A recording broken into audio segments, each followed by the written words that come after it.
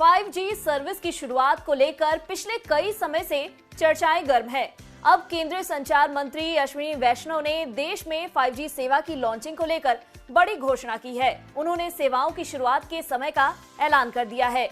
चलिए कब होगी 5G सर्विस की शुरुआत और क्या है सरकार का प्लान, विस्तार से जानते हैं इस वीडियो में। दरअसल अश्विनी वैष्णव ने कहा है कि देश में 5G सेवाओं को तेजी से शुरू करने की योजना बनाई जा रही है। साथ ही दूरसंचार कंपनियां इस संबंध में काम कर रहे हैं और तकनीकी इंस्टॉलेशंस किए जा रहे हैं। वहीं केंद्रीय मंत्री ने 5G सेवा शुरू होने को लेकर क्या कुछ कहा, आप भी सुनिए। सीरीज ऑफ रिफॉर्म्स जो कर रहे हैं उसमें स्पेक्ट्रम की प्रॉब्लम सॉल्व हुई, ROW की प्रॉब्लम सॉल्व हुई, जितने स्टेट गवर्नमेंट्स को साथ में लेना था वो साथ आए और अब तेजी से रोल आउट करने की तैयारी चल रही है। सारे के सारे टेलीकॉम सर्विस प्रोवाइडर्स अपना इक्विपमेंट लगाना, इक्विपमेंट को प्रॉपर्ली ट्यून अप करना, जगह जगह नए जो भी इंस्टॉलेशंस करने में लगे हुए हैं और hopefully by October 5G we should be launching and उसके बाद में बहुत रैपिड स्केल अप करेंगे, बहुत ही रैपिड स्केल अप करेंगे, तेजी से स्केल अप करेंगे।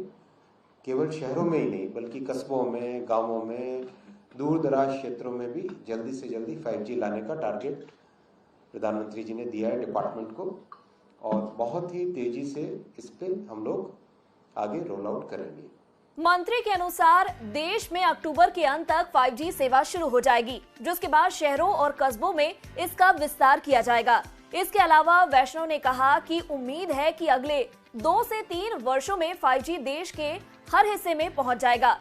उनका कहना है कि दूरसंचार उद्योग 5G सेवाओं के विस्तार के लिए शहरी और ग्रामीण दोनों क्षेत्रों पर ध्यान केंद्रित कर रहा है। तो हमारा एक्सपेक्टेशन है कि अगले 2 से 3 वर्षों के बीच में करीब करीब देश के सभी हिस्सों में 5G पहुंच जाना चाहिए। बता दें 5G सेवाओं की कीमतें काफी अफोर्डेबल रहने वाली है। ऐसा हम नहीं, केंद्रीय मंत्री वैष्णव खुद कह रहे हैं। इस महीने की शुरुआत में भी वे ऐसा कह चुके हैं।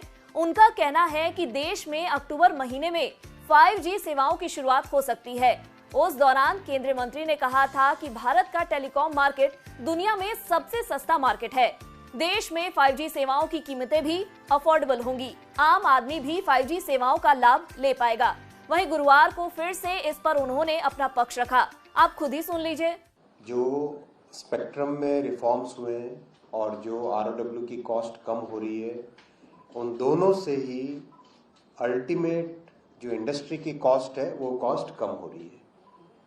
हमने इंडस्ट्री से क्लियरली रिक्वेस्ट किया है कि आप 5G के प्राइसेस एकदम रीजनेबल रखें और जितना हमको अब तक इंडस्ट्री से जानकारी मिली है, हम लोग इसमें इंटरफेयर नहीं करते, बहुत हमने क्लियर स्टैंड लिया हुआ है, लेकिन हमें जो जानकारी मिली है कि जिस तरह से दुनिया में आज भी telecom services one of the most affordable telecom services ITU की रैंकिंग के हिसाब से भारत का नाम आता है उसमें, वही ट्रेंड 5G में भी मेंटेन होगा।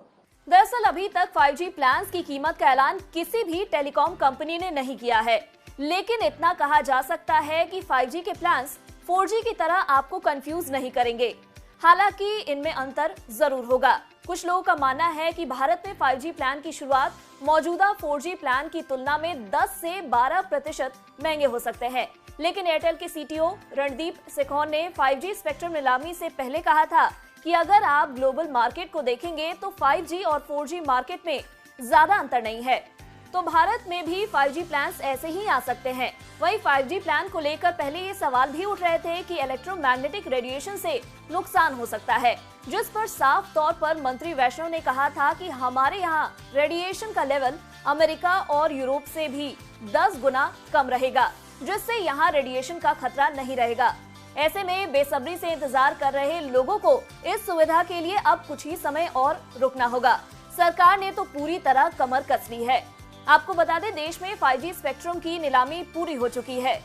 देश में कुल 1,50,173 करोड़ रुपए के 5G स्पेक्ट्रम की नीलामी की गई है। जियो ने 87,986.93 करोड़ रुपए की बोली के साथ बेचे गए सभी एयरवेज का लगभग आधा हिस्सा हासिल किया।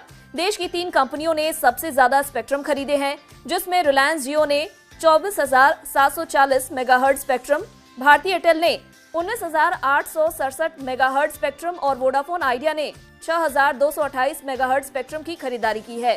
नई कंपनी के तौर पर अदानी डाटा नेटवर्क भी 5G की दौड़ में शामिल हुई है। अगर आपको हमारे इस वीडियो में दी गई जानकारी पसंद आई हो तो इसे लाइक और शेयर जरूर करें। साथ ही बिजनेस से जुड़ी खबरों से अपडेटेड रहने के लिए बने रहे हमारे साथ।